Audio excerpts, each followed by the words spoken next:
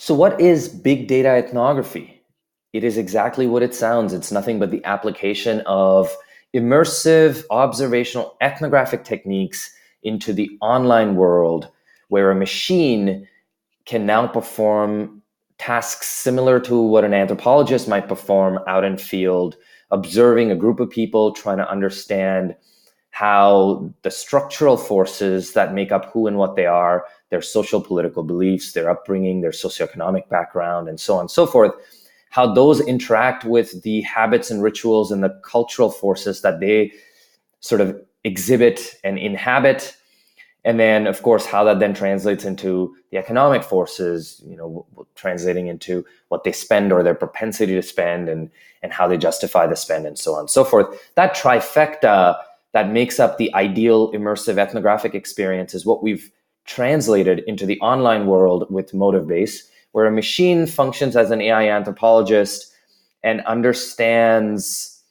the meanings that are inadvertently being created in the form of these structural, cultural, and economic forces in and around topics and trends that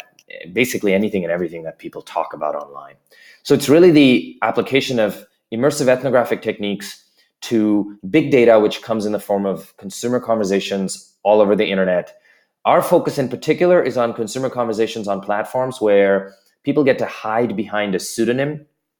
just because we find through a decade of social sciences research, we've found that the veil of anonymity gives people this freedom to express and talk about their own beliefs in a way that they otherwise just won't, or will sort of,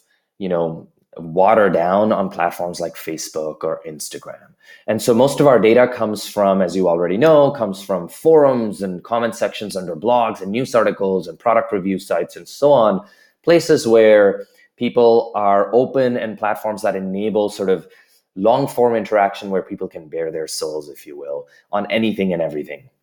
We kind of jokingly say if, there's a platform where a man can talk about erectile dysfunction, then we're in the right place, because it's arguably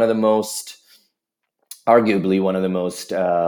stigma fueled topics that men can talk about. And if men can find a platform where they can express that, then they can pretty much talk about anything and everything. And the same, of course, applies for